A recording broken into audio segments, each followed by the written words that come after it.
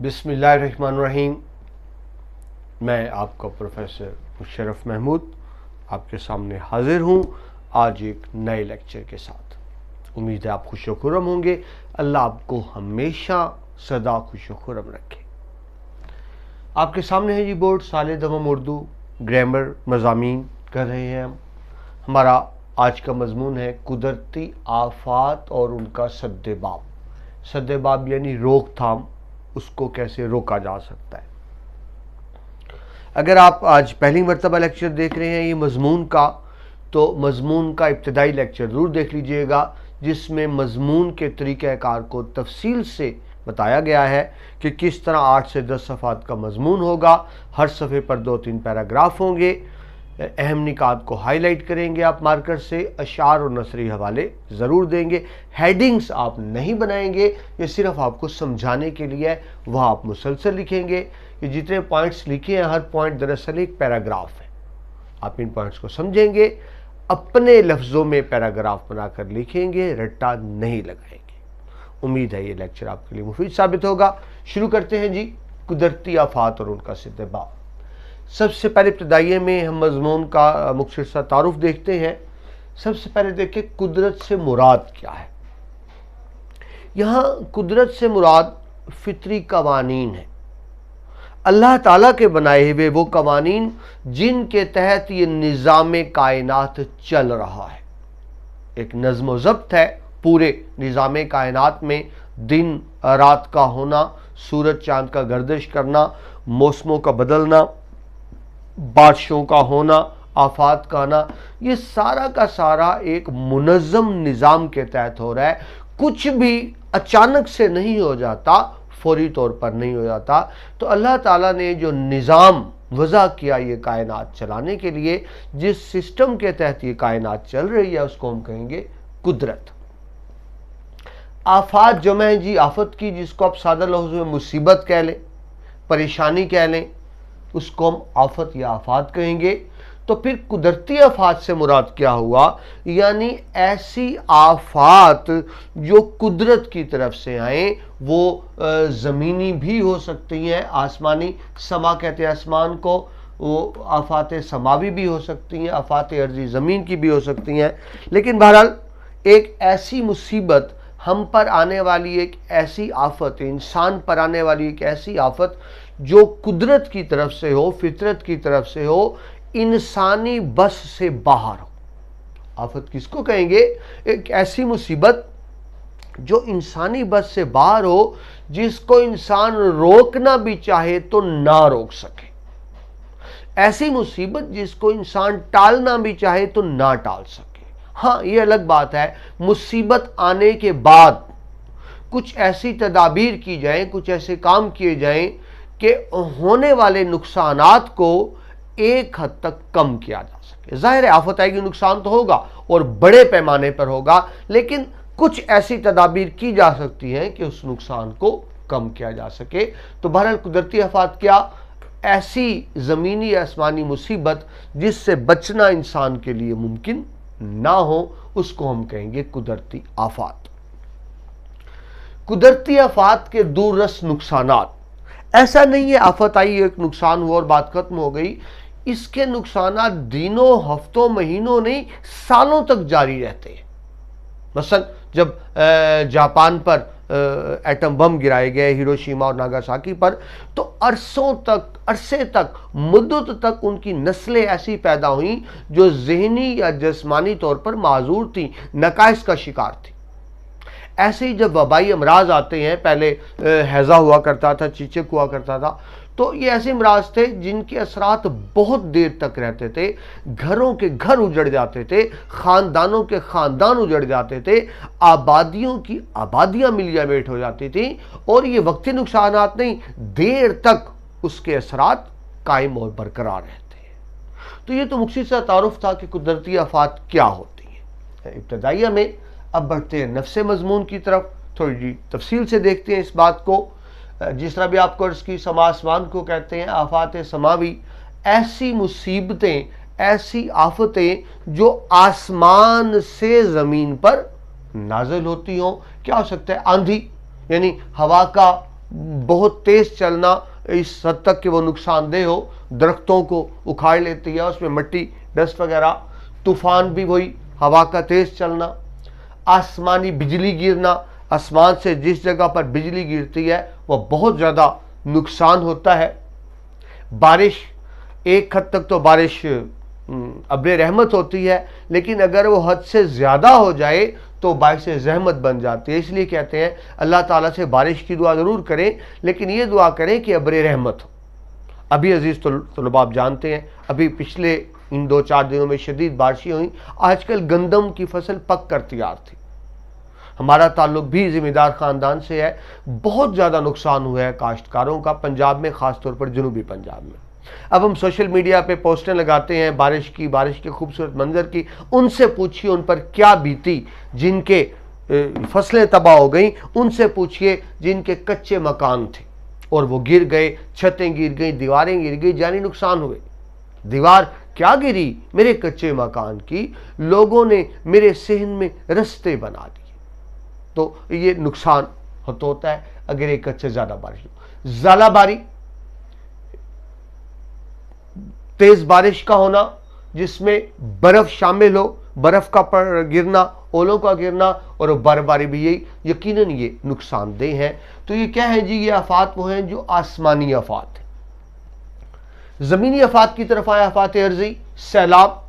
جب پانی بہت زیادہ آ جاتا ہے دریاؤں میں تو وہ اپنے حد بند توڑتا ہوا آبادیوں کی طرف چلا جاتا ہے، تہس نہس کر دیتا ہے۔ یہ 2 شکلوں میں ہو سکتا ہے، بارشیں ضرورت سے زیادہ ہوں یا گرمی زیادہ پڑے اور پہاڑوں پر برف پگھل جائے تو ظاہر ہے دریاؤں میں پانی زیادہ آ جائے گا، طغیانی آ جائے گی۔ ہمارے ہاں تو ایک اور مسئلہ بھی ہے، پاکستان کے دریاؤں کا آپ سب جانتے ہیں منبع بھارت سے ہے، جو ہمیشہ سے پاکستان کا وہاں کی حکومتوں نے پاکستان کو کبھی دل سے تسلیم نہیں کیا۔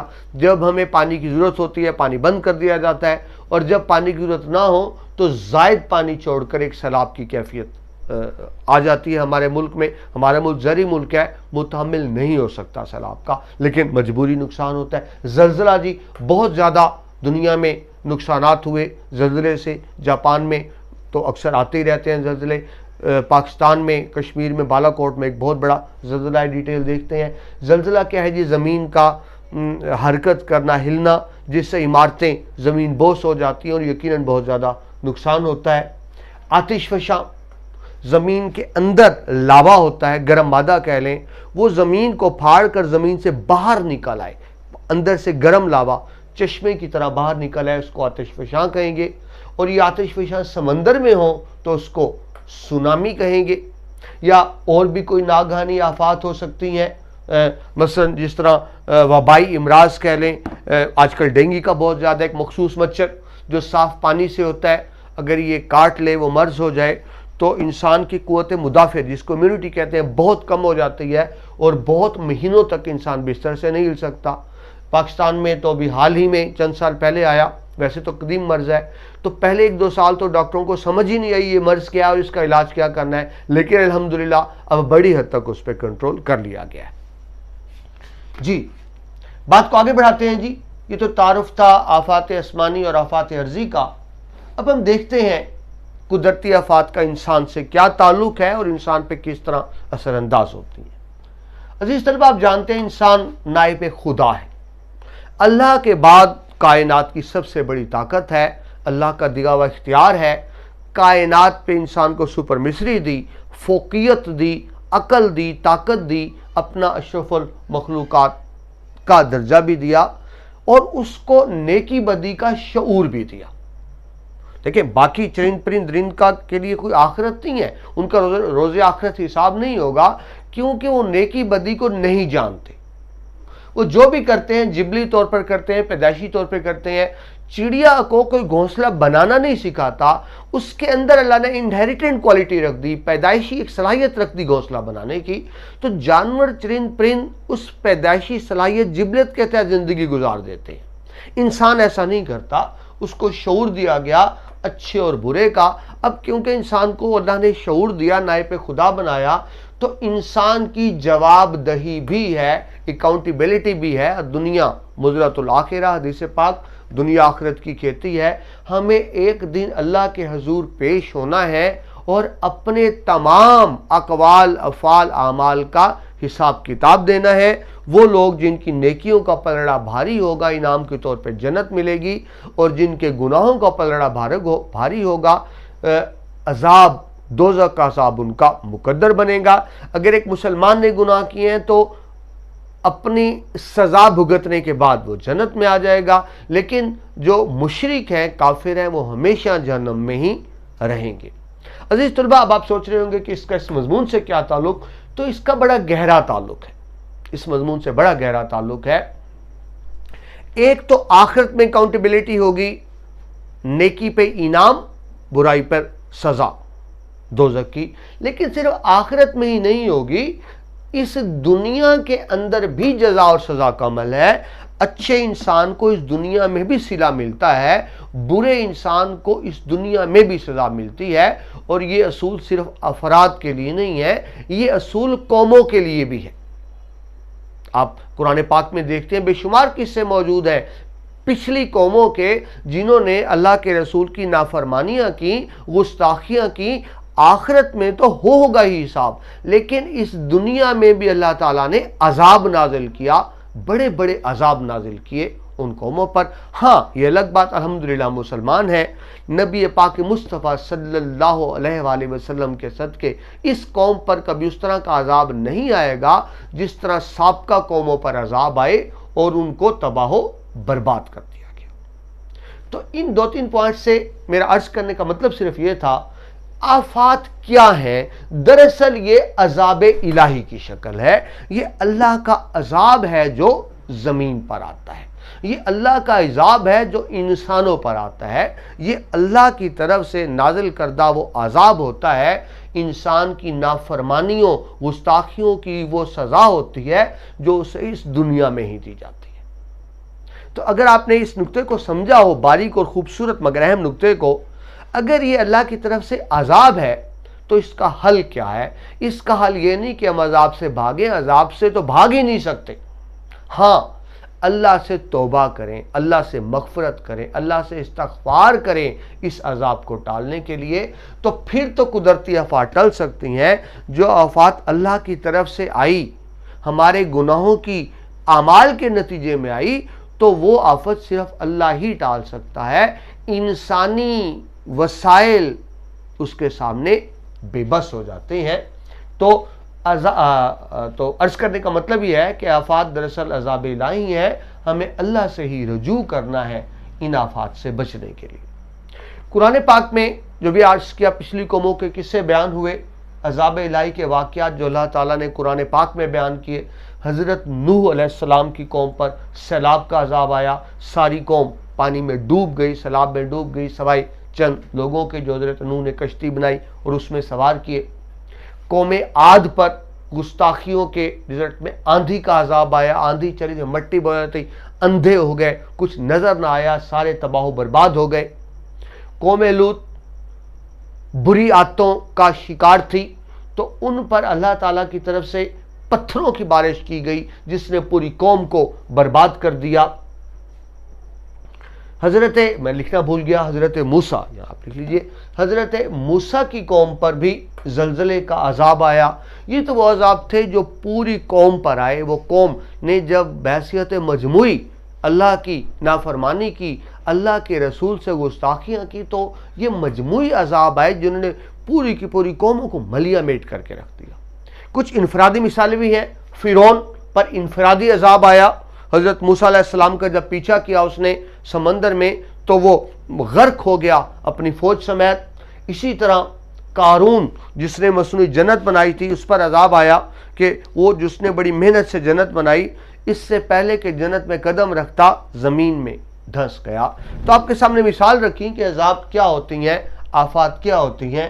یہ وہ عذاب الہی کے واقعات تھے۔ اب اگر آپ آفات عرضی کے واقعات کی بات کریں، حالیہ تاریخ کی، حالیہ انسانی تاریخ کی، تو ان میں زلزلہ ہے، سیلاب ہے، وبائی امراض ہے، ڈینگی سے بہت نقصان ہوا پچھلے چند سالوں میں۔ تو مختصر سی ہم دیکھ لیتے ہیں، وہ لوگ جو زلزلہ سے جانی نقصان ہوا، جاں بحق ہوئے۔ 1908 میں اٹلی میں زلزلہ آیا تھا جس میں 50,000 سے زیادہ لوگ جان بحق ہو گئے۔ 1920 میں چین میں زلزلہ آیا جس میں 1 لاکھ سے زیادہ ہلاکتیں ہوئیں۔ 1923 میں جاپان میں زلزلے سے 1.5 لاکھ سے زیادہ ہلاکتیں ہوئیں۔ 2005 میں آزاد کشمیر اور بالا کوٹ میں زلزلہ آیا، بہت نقصان ہوا، 50,000 سے زیادہ لوگ لقمہ اجل بنے اور انتقال کر گئے۔ اسی طرح سیلاب، ہمارا سابقہ مشرقی پاکستان موجودہ بنگلہ دیش میں سیلاب بہت آتے ہیں، پاکستان میں بھی 2-3 مرتبہ بڑے سیلاب آئے۔ ڈینگی نے بہت متاثر کیا پچھلے چند سالوں میں، اسی طرح سے دوسرے وبائی امراض بھی ہیں۔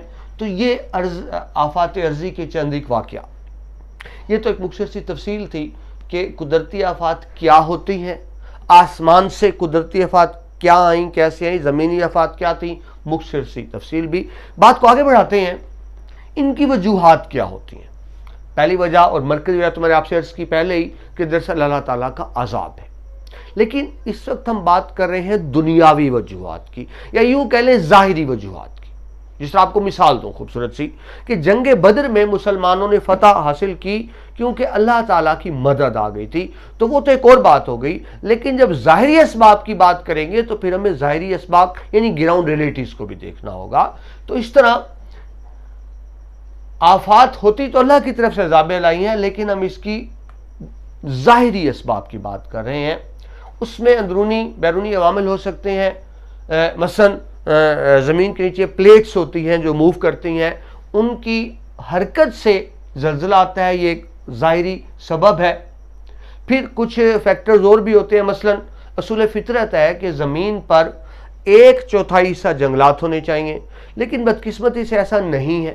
پاکستان کی بات کریں، جنگلات پہلے ہی بہت کم ہیں اور ہم مزید درختوں کو کاٹ رہے ہیں، جنگلوں کو کاٹ رہے ہیں، جنگلات کو ختم کر رہے ہیں، وہاں آبادیاں بن رہی ہیں، ٹاؤن بن رہے ہیں، شکارگاہیں بن رہی ہیں، یعنی ہم نے اصول فطرت میں دخل اندازی کی، جس کے نتیجے میں بھی مصیبتیں آتی ہیں، گرمی ہونا، گرمی کی شدت ہونا، امراض آنا، مختلف طرح کے اشرات کا، زہریلے مچھروں وغیرہ کا آنا۔ اس میں بہت حد تک ہے کہ ہم نے فطرت سے چھیڑ چھاڑ کی، وہ جو 1/4 رقبہ جنگلات ہونا چاہیے تھا اس طرح سے نہیں ہے۔ پھر کچھ پراسرار قوتیں بھی ہوتی ہیں، پراسرار سے مطلب وہ قوتیں جن کے بارے میں انسان ابھی تک جان نہیں سکا، مثلا برمودا ٹرائنگل آپ نے یقیناً بہت دفعہ سنا ہوگا۔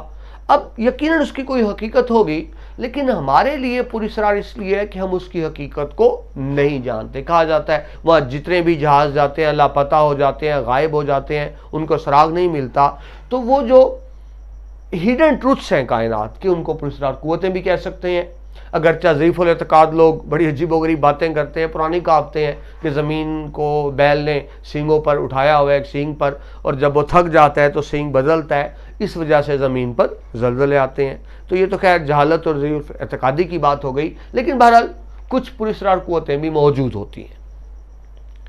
مؤثر منصوبہ بندی کا فقدان یعنی کمی، پلاننگ، سرکاری طور پہ کچھ منصوبہ بندی کی جاتی ہے۔ مثلا آپ کو مثال دوں، جاپان میں زلزلے بہت زیادہ آتے ہیں، تو ان کی عمارتیں اس طرح سے بنائی جاتی ہیں شاک پروف، جو زلزلے کو سہ سکے۔ ہوتا کیا ہے، زلزلہ آتا ہے، اس طرح عمارت ہلنا شروع کر دیتی ہے، اور زلزلے کے بعد وہ اپنی جگہ پہ سٹیبل دوبارہ رک جاتی ہے، گرتی نہیں ہے۔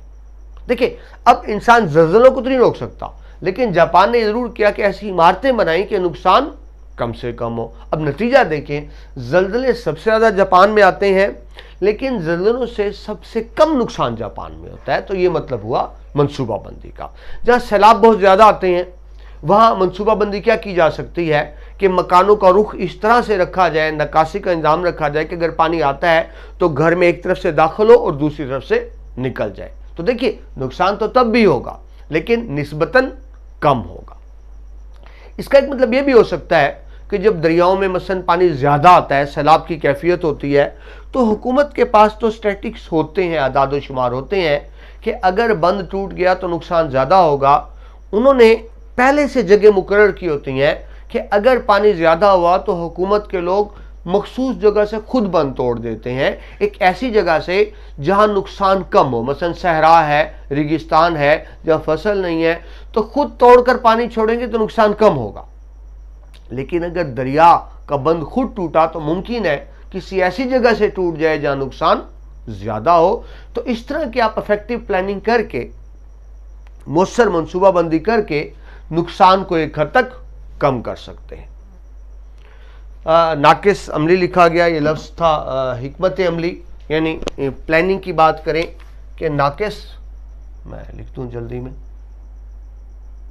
नाकिस हिकमत अमली की हम बात करते हैं, वो क्या होगी। इससे पहले भी बात यहाँ था हज़रत मूसा अलैहिस्सलाम की कौम पर ज़ल्ज़ला। अभी आपसे अर्ज़ की हुई प्लानिंग, अगर हुकूमत ने बर वक्त प्लानिंग की हो, पता है पाकिस्तान में आप सब जानते हैं कि बारिशों का मौसम है, मानसून का खित्ता है, हम जानते हैं किन महीनों में बारिश होनी है, कितनी बारिश होनी है, उसके लिए पहले से तदाबीर कर ली जाए, दरियाओं के नहरों के बंद को मजबूत कर लिया जाए, और अगर पानी ज़्यादा आता है तो तय कर लिया जाए कि बंद को किस जगह से तोड़ना है, खालों को पक्का किया जाए, तो बहुत हद तक आप मनसूबाबंदी करके प्लान कर सकते हैं। लेकिन होता क्या है, गैर मौसर एहतियाती तदाबीर, हम वो प्रिकॉशनरी मेजरमेंट्स नहीं लेते, एहतियाती तदाबीर नहीं करते जो करनी चाहिए, जिसकी वजह से नुकसान ज़्यादा होता है। इसमें जहां हुकूमत के कुछ अफराद की नाअहली है, वह ज़हन में रखिए ज़ाती मफादात भी होते हैं। मसलन अगर ज़री ज़मीन किसी बड़े सियासतदान या हुक्मरान तबके की है, तो वो ऐसी जगह से बंद तोड़ने की इजाज़त नहीं देंगे जहां उनका ज़ाती नुकसान, वो कहेंगे किसी और जगह से तोड़ दें, भले शहर में टूटे ज़्यादा नुकसान हो, लेकिन वो अपने ज़ाती मफाद को देखेंगे, ये नहीं देखेंगे कि दूसरी शक्ल में नुकसान ज़्यादा होता है। तो जाहिर है जहाँ ज़ाती मफादात कौमी मफादात पर हावी हो जाएं, तो वहाँ फिर ऐसे नुकसानात हुआ करते हैं। जी आगे बढ़ाते हैं जी बात को। ये तो हो गई कुदरती आफात की बुनियादी वजूहात, कोई भी आफत हो। अब यह है कि हम कर क्या सकते हैं, इनका सद्देबाब कैसे हो सकता है। मैंने अभी बार बार अर्ज कर रहा हूं, हम कुदरती आफात को नहीं रोक सकते, उनसे होने वाले नुकसानात को भी नहीं रोक सकते। हाँ, कुछ ऐसी तदाबीर कर सकते हैं कि जिससे नुकसान कम हो या कम से कम हो। तो एक तो भी आपको अर्ज की, मौसर और देर पा हुकूमती इक़दामात, स्ट्रेटजी ऐसी बनाई जाए, प्लानिंग की जाए, हुकूमत ऐसी एहतियाती तदाबीर करे, ऐसी मुमकिन इक़दामात करे जिससे नुकसान कम से कम हो। भी आपको तफसील से अर्ज की, मौसर पेश की एहतियाती तदाबीर, जिस तरह भी अर्ज की, सैलाब है तो पहले से तय कर लिया जाए बंद कहाँ से तोड़ना है, अगर बारिश का है तो पहले से मनसूबा बंद कर जाए, नहरों को साफ़ किया जाए, खालों को साफ़ किया जाए, ताकि उनमें ज़्यादा गुंजाइश पैदा हो सके। डेंगू का अब सब जानते हैं कि पूरे मुल्क में मुमकिन तौर पर स्प्रे किया गया ताकि जरासीम तल्फ हो, और ख्याल रखा जाए घरों में पानी ना हो। डेंगू आपको पता है साफ़ पानी पर आता है, तो ये ऐसा लाडला मच्छर है। ये आमतौर पे मच्छर गंदी जगह पे और गंदे पानी में होते हैं, लेकिन ये साफ़ पानी और साफ़ जगह पर प्रवेश पाता है। तो हम ख्याल रखें कि कहीं भी साफ़ पानी जिस तरह कूलर्स में या गमलों में खड़ा होता है उस तरह से ना हो। हम ये तदाबीर करके बड़ी हद तक काबू पा सकते हैं, ख़ास तौर पर वबाई अमराज वगैरह पर। अभी आपसे अर्ज़ की, मुल्क के 1/4 रकबे पर जंगलात दरख्त होने चाहिए जो नहीं है। हम दरख्त काट रहे हैं लेकिन नए दरख्त नहीं लगा रहे। ये असूल फितरत से छेड़छाड़ करने वाली बात है, जिसके नतीजे में हम बहुत सी मसाइल का शिकार हैं। हफ्ज़ाने सेहत के असूलों पर अमल करें। अगर मच्छर का मौसम है तो आप जिस्म पर ऐसी चीज़ें अद्वियात लगा सकते हैं, कमरे में मैट वगैरह या जिस तरह की आप जानते हैं चीज़ें होती हैं, जिससे हम उन कम अज़ कम हम मच्छर को तो नहीं रोक सकते, लेकिन खुद ऐसी तदाबीर कर सकते हैं मच्छर मार अद्वियात का स्प्रे करके या अपने जिस्म पे लगाकर कि उनसे बचा जा सके। और अभी आपको अर्ज़ की, हमें ज़ाती मफादात को नहीं देखना होगा। हमें से मतलब हुक्मरान तबके की बात करूँ, सियासतदानों की बात करूँ, वो कौमी मफाद को जब तरजीह देंगे तो बड़ी हद तक हम ये चीज़ कर सकते हैं। हशरात और लर्स, यही मच्छर वगैरह जिनसे फैलती हैं, इमराज फैलते हैं, और वो बार बार करो डेंगू ख़ास तौर पे, दूसरे इमराज भी फैलते हैं। वो अगर आप सफाई का इंतज़ाम रखते हैं, मुनासिब वक्त पर मुनासिब स्प्रे करते हैं, गंदगी और गलाजत से बचते हैं, तो बहुत हद तक इनसे बचाव मुमकिन है। यानी अगर हम सफाई का ख्याल रखें, अज़ीज़ तलबा मुसलमान हैं, हमें रूहानी सफाई, अंदर की सफाई, और जिस्मानी सफाई, ज़ाहिर की सफाई, दोनों ही हमारे ईमान का हिस्सा है। इन पर अमल करके बहुत हद तक हम कुदरती आफात के नुकसानात को कम कर सकते हैं। बढ़ते हैं जी इख्तिताम की तरफ। बात लंबी हो गई, तवील हो गई, तो इख्तिताम में आपने एक नुक्ते पर बात को ख़त्म करना होता है। कोई नई बात नहीं होती, जितनी बात हो चुकी उसको मुख्तसर तौर पर दोबारा बयान करना होता है। तो इख्तिताम कहाँ करेंगे हम? ज़रूरत है अल्लाह ताला से तौबा करने की, मग़फ़रत तलब करने की। अल्लाह ताला से तौबा की जाए ताकि हमसे अजाब टल सके। बुनियादी बात तो यही है। लेकिन उसके साथ साथ आता है इल्ला मा सा, अल्लाह इंसान को कुछ भी नहीं देता सवाई इसके जिसकी वो कोशिश करे। हमें मुमकिन एहतियाती तदाबीर भी करनी है, क्योंकि अल्लाह ने हमें शऊर दिया है। तो कुदरती आफात में एहतियाती तदाबीर की तरबियत होनी चाहिए हर शख्स के पास, कि अगर खुदा न खास्ता सैलाब आता है तो हमें क्या करना है, जलजला आता है तो हमें क्या करना है। मसलन जलजले में कहा जाता है कि हम बाहर निकलकर खुले मैदान में आ जाएं, क्योंकि इमारतों में होंगे, इमारतों के करीब होंगे, नुकसान ज़्यादा होगा। फर्स्ट एड की तरबियत जिसको कहते हैं, वो अगर हमें वो बुनियादी एहतियाती तदाबीर की तरबियत है तो बड़ी हद तक कुदरती आफात के नुकसानात से हम बच सकते हैं। अभी आपको अर्ज़ किया मकानी इमारतों का तर्ज़ तामीर, कि आपने दरवाजे खिड़कियाँ शुमालन जनूबन रखना है या शर्कन गरबन रखना है मशरक मगरब की तरफ, और अगर सैलाब आता है तो रुख किस तरह हो, कमरे खुले हों, हवादार हों। बंद कमरों में बीमारियां फैलती हैं, जरासीम फैलती हैं, छतें ऊंची हों, हवा और रोशनी का नकास का मौसर इंतज़ाम हो, तो बहुत हद तक हम इन चीज़ों पर कंट्रोल कर सकते हैं। नागुज़ीर कहते हैं ऐसे इक़दामात जिनके बगैर गुजारा ना हो, यानी अनअवॉइडेबल स्टेप्स। नागुज़ीर इनफरादी और इज्तमाई इक़दामात। अजीज़ तलबा, ये किसी एक का काम नहीं है, हमें ज़ाती तौर पर भी ये सब कुछ करना होगा, ज़ाती सतह पर भी, और इज्तमाई से मतलब कौमी सतह पर हुकूमत को। हर चीज़ हुकूमत पर नहीं डाली जा सकती, बहुत कुछ हुकूमत को करना होता है, लेकिन बहुत कुछ करना हमारी अपनी ज़ाती जिम्मेदारी भी होती है। हर चीज़ हुकूमत पर डालना मुनासिब नहीं होता। अगर हम अपने फ़राइज़ की अदायगी सही तौर पे करें, हुकूमत अपना काम ठीक तौर पे करे, मनसूबाबंदी ठीक करे, तो बहुत हद तक हम कुदरती आफात से बच सकते हैं। ये चंद बुनियादी मारूज़ात थी जो आपके सामने पेश की। हवाले के इशार देख लीजिए। याद रखें, जब तक आप हवाले के इशार नहीं लिखेंगे कभी भी आपको अच्छे नंबर नहीं मिलेंगे। पेपर चेकर ने एक ज़हन बनाया होता है नज़्मों गज़लों की तशरीह में और मजमून में ख़ास तौर पर। हाँ, खुलासे में आप अशार का हवाला नहीं देंगे। जी, सैलाब के बारे में शायर ने मंजरकशी किस तरह की? दरिया के पानियों की बगावत थी दोस्तों, दरिया के पानियों की बगावत थी दोस्तों, सैलाब तो नहीं था कयामत थी दोस्तों। पानी बिफर के जंग का तूफान हो गया, सीले रवां के रूप में आफत थी दोस्तों। यानी मंजरकशी की गई कि सैलाब से किस तरह से नुकसान होते हैं। ज्यादा बारिशों मकान गिर जाते हैं। कच्चे मकान जितने थे बारिश में बह गए, वरना जो मेरा दुख था वो दुख उम्र भर का था। लेकिन ऐसी मुसीबतें आती हैं कि उम्र भर के दुख पे इंसान भूल जाता है। कुदरती आफात का मुकाबला कर सकते हैं अगर हमारे अंदर इंसानियत हो, दूसरों का दर्द हो, खुद गर्जी ना हो।